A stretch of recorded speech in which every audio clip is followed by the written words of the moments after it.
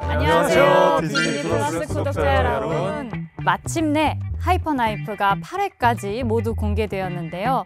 여러분 재밌게 즐기셨나요? 공개되는 동안 매주 뜨거운 성원을 보내주신 여러분들 정말 감사합니다. 저희가 앞서 1회부터 4회까지 하이라이트를 보며 비하인드를 들려드린 적이 있었는데요. 오늘은 5회부터 8회까지 핵심 장면을 모아 또 어떤 에피소드가 있었을지 이야기를 나눠보려고 합니다. 지체하지 마시고 지금 바로 만나보실까요?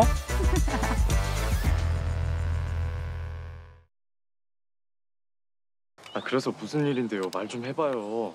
전 아가씨한테 뭐든 다 말하잖아요. 아휴, 5회가 참 얼마나 세우기한테 하는 거야? 힘든 회차였습니다.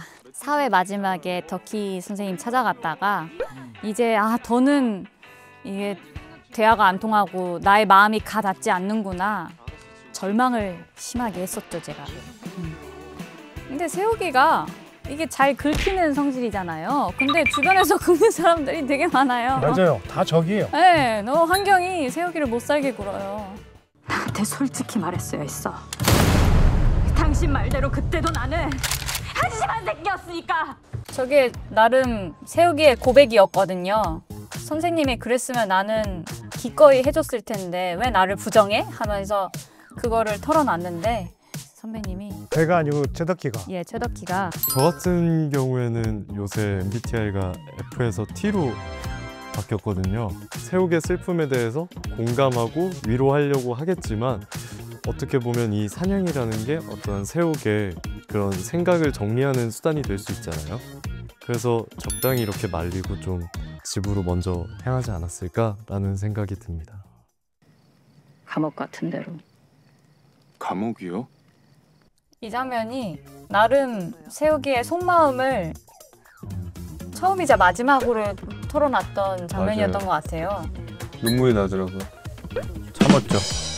한현호라는 인물이 재밌는 게 뒷부분 에피소드에서 한현호 선생한테 제 이 속 얘기를 고백을 하거든요. 절정적일 때 중심에 딱 있는 사람 같아요. 프로 리스너 되게 잘 들어주시잖아요. 또 이중적인 모습을 알아차렸을 때 어떻게 반응을 했을까 저도 지금 궁금하긴 한데요. 잘 모르겠습니다. 근데 진짜 상상이 잘 안 가기도 해요, 진짜로. 충격도 있을 것 같지만 또 워낙 존경했던 마음도 크고 서술장은 또 다 알면서도 또 다 한통속이었어요. 영주도 정상이 아니라니까. 영주는 제가 잘 길들인 것 같고요. 머슴. 네. 맞아요. 근데 아마 제가 한현호 선생님한테 본색을 안 드러낸 거는 아마 알게 되면 떠나갈 사람이라고 생각을 해서 은연중에 더 열심히 숨기고 있지 않을까. 당신은 저희와 함께 할 수 없습니다. 저한테 하실 말씀 없으세요? 지금 어디세요? 제가 갈게요. 근데 진짜 강아지를 건드린 거는 진짜 큰일입니다. 서로 단절돼 있는 사람의 어리숙함인 거라고 저는 생각을 해요. 표현 방법이 잘못됐어요. 그게 세욱도 사실 선생님의 속마음을 알고 싶은 그거 하나인데 이 장면도 계속 부딪히잖아요. 약간 화풀이 하듯이. 약해요, 약해. 예. 빵! 빵! 빵! 맞아요. 빵! 후진이 왜 필요해? 사실은 저 장면을 한 번 빡 받고 끝났었어요. 근데 이제 박은비 씨랑 제가 항의를 했었어요. 저거는 세기의 문제가 아니고 세옥의 마음이다. 세옥의 이 연약한 복수다 이게. 결국 선생님을 못 치고 지나가잖아요. 늘 말로는 죽었으면 좋겠다. 그리고 저 담배 피는 모습도 이제 넌 못 쳐놔. 뭐 너무 손바닥 위에 있는 거죠, 결국에는. 저는 5부의 변환점이 되는 게 또 이 지점이라고 생각을 했거든요. 왜냐하면 좀 절망에 있었잖아요. 의기소침해 있었던 상황을 지금 저 상황을 통해 좀 전환점을 맞는 포인트라고 생각을 해서 이제 처음으로 세우기가 이제 선생님으로부터 도망갈 생각을 그랬는데 다시 선생님이 저의 멱살을 끌고 또 다시 또 이렇게 얽히게 만들어 놓으신 거죠. 목포에서 찍은 겁니다. 네, 여기가 해양대학교? 맞아요. 네. 해양대 친구들이 협조를 잘해줘서 실제로 배 안에서도 실습을 하고 있었잖아요. 근데 저 때 우리 촬영할 때도 저 밤에 늦은 시간은 학생들이 저기 자고 있었어요. 맞아. 그래서 우리가 되게 조심조심 촬영했던 아직도 걔 때문에 그래? 얼마나 저 경찰이 무신경한 쫓고 있다고 말입니까? 얘기했잖아. 근데 사실 그게 덕희의 방식이고 덕희의 나름 세욱을 위하는 마음인데 그게 핀트가 나가도 아주 서로. 단단히 나갔죠. 근데 그 걔가 뭐라고? 아이고야.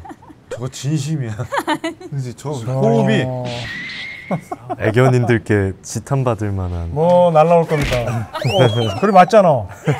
쳐 맞잖아. 대한애견협회 후련하실 겁니다. 근데 맞는 저도 후련했습니다. 저거 때릴 때 걱정 많이 했거든요. 아니. 제가 감히 선배님을 했는데 맞으면서 그러기에는 되게 제가 세게 때렸어요. 그죠? 맞으면서 후련했습니다. 그러니까 마냥 이 관계성에 있어서 세욱만 나쁜 게 아닙니다. 그렇지. 그래도 나름 이유가 있어요. 본인 애완견이 등에 안전장치는 했거든요. 가끔 안전장치 피해 들어올 때도 있긴 하지만 진짜 너무 감사했던 게 저도 사실 촬영하면서 이게 선배님을 너무 걱정을 했는데 혹시나 제가 주저하거나 망설일까봐 선배님이 괜찮다고 하나도 안 아프다고 주저하다가 10테이크 가느니 한두 테이크를 끝내는 게. 그래서 선배님이 진짜 이런 선배님 안 계십니다. 그래서 정말 감사했습니다. 음악이 아주 인도 음악 스타일 같은 건데. 퇴출장하고 나서 꽤도 오랜만에 같이 호흡 맞추고서 수술하는 거잖아요. 네, 최덕희는 감정이 남달랐을 거라 생각합니다. 맞아요. 그리고 나름 툴툴대도 지금도 선생님 말은 존경하기 때문에 듣고 있어요. 더 제거하는 게 맞다. 저기 수술 마치고 나서 셔터문이 다 일제히 올라가요. 그 이진영 미술 감독님께서 설치를 해놓으셨는데 화면에는 안 잡히니까 그거를 그냥 세팅용으로만 쓰고 계시는 거예요. 그래서 제가 아니 이렇게 어마어마하게 세트를 지어 놓으셨고 이런 시스템까지 완비를 하셨는데 이런 장면 나오면 좀 멋있을 텐데요? 했더니 그 장면부터 이제 그 수술 끝난 거를 풀샷을 잡으신다고 또 하시는 바람에 제 발언을 후회했었습니다. 아이고. 아유 너무 대단한 발언이었고요. 이게 명장면이 나왔습니다. 미처 이게 화면에 잡히지 않더라도 늘 최상으로 준비하시는 그런 스태프분들의 마음들이 늘 일하다 보면 감동일 때가 있어요. 저는 첫 장면에 폐사 차례에서의 그 섀도우 닥터로서의 수술과 배 안에서의 또 섀도우 닥터로서의 수술 공간 자체가 되게 재밌었어요. 의외의 곳에서 또 의외의 환자를 만나서 의외의 환자 신이라 불리는 사나이를 수술을 하는. 그 선배님은 정말 임팩트가 그래서 사실 그 덕희가 거주하는 그 신관 수술실을 제가 듣기로 제작비를 많이 들여서 지어놨는데 제가 불법 수술장을 떠돌아다니느라 그 공간을 많이 활용을 못하고 또 매번 새로 수술장을 만드시는 게 신관은 안 갔죠. 뭐 일이었다고 들었습니다. 저는 이 장면 이후의 대사에도 이렇게 아무렇지도 않게 고백하는 게 나옵니다. 세욱이한테. 그게 최덕희의 진짜 마음이었던 것 같습니다. 맞아요. 저렇게 조금 소프트하게 얘기해주니까 세욱이가 마음이 사르르 풀려버리잖아요. 말 한마디에 천냥빛 갚는다 그러는 거. 그러니까 그동안 천냥 빚을 지고 있다가 그게 자존심일 수도 있고 참 이게 빳빳해 고개가. 그걸 못하는 인간이래. 근데 그래 본 적 없이 살아온 인간들 둘이 만났으니까요. 그래서 저 때 처음으로 각을 세우지 않고 좀 속마음을 좀 말랑말랑하게 전달한 것 같아요. 그렇지만 세욱이 나름은 이미 너무 먼 길을 돌아왔다고 생각해서 이별을 고합니다. 여기서 최덕희는 그렇지 않았습니다. 너에 달려있다. 네가 계속 한다면 난 할 수 있다. 맞아요. 열린 마음 보여주셨죠. 조금 보여줍니다. 그 대사 너무 슬펐어요, 저는. 왜냐하면 의사면허 박탈당할 때도 저한테 선택권을 주시지 않았잖아요. 근데 이제 와서 선택권을 주시는 게 되게 슬프게 들리더라고요. 응? 오셨어요? 아 예. 기다리다 배고파서. 식사하셨어요? 남이 병원에서 저렇게 라면 막 끓여 먹고 맛있었습니다. 이 사람인데? 괜찮아요. 제가 마음에 안 드셨나 봐요. 주치의 불렸어요. 불러서 인계하고 잘 끝냈어요. 같이 물었어야지. 유치합니다. 아주 유치해요. 안 물었죠? 세욱이는 눈이 그거밖에 생각 못하는 것 같아요. 이게 뭐 캐릭터 설명에 뭐 천재 하는데 정말 단순하거든요. 완전요. 이 두 사람의 행동 하나하나가. 너무 잘 보이잖아요. 왜 뭐 때문에 저러는지.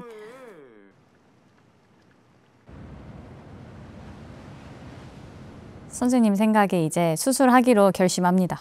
선생님, 저 수술장 좀 알아봐 주세요. 최 교수님 수술하시게요? 나름 세우기가 회피성이라 한현호 선생님한테 뭐라고 하는 것도 그렇고 다른 데로 주의를 돌리려다가 결국 이제 맞닥뜨리는 거죠. 일단은 살리고 봐야죠. 잠깐 어디죠 여기가? 시간 주세요. 아, 교수님은 그게 싫으신 거죠. 본인의 병을 악화시키고 싶어 하시거든요. 그 저 역을 너무 어색하지 않게 너무 너무 그 실제 그래- 보스턴에서 실제 잠깐- 보스턴에서 유학파. 그래서 아 그렇구나. 진짜요? 네.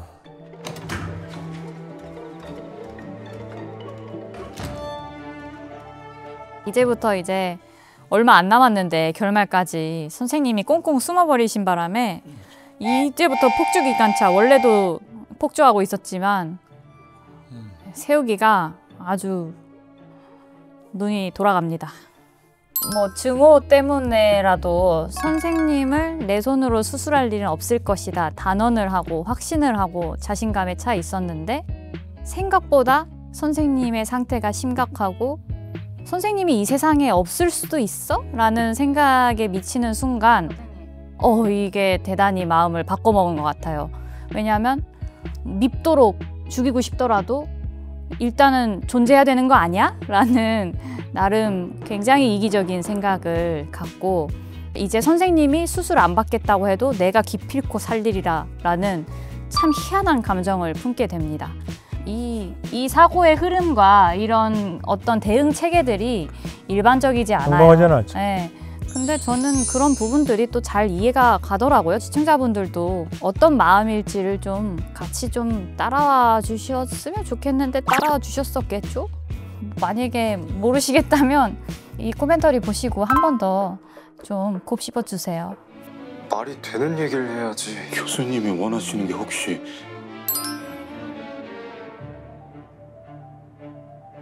테이블 데스인가요? 두 분 간의 어떠한 관계가 어느 정도인지 정확하게까진 모르지만 서 실장으로서요. 아가씨의 입장도 이해가 되고 또 이제 최 교수님의 입장도 이해가 되는 상황에서 테이블 데스라니 약간 아가씨의 마음이 찢어지겠구나 또 악착같이 또 찾아 나서겠구나 이런 걱정부터 좀 들었던 것 같아요.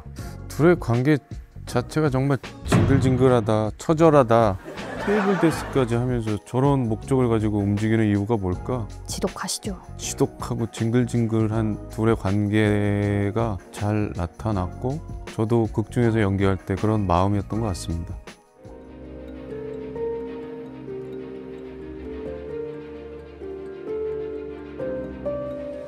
그래, 한윤호 되게 좋은 사람인 게 본인 스승님도 저렇게 모셨다고 했잖아요. 근데 그거는 본인 스승님이신 거고 사실 몰랐던 생면부지의 사람인 거잖아요. 근데 참 인간됨이 일면식도 없는 그 노숙자나 힘든 사람들도 구하는데 그래도 이렇게 세옥과의 관계가 있는 선생님인 것도 알고 되게 괴팍하지만 이 상태라면 이 사람이 지금까지 이 의사로서 해왔던 길들은 존경받고 실력도 저도 의사니까 봤을 때 이런 덕희라는 인물에 대한 연민이나 왜 이렇게까지 죽을까? 근데 이렇게 몸이 안 좋아서 또 나타났네?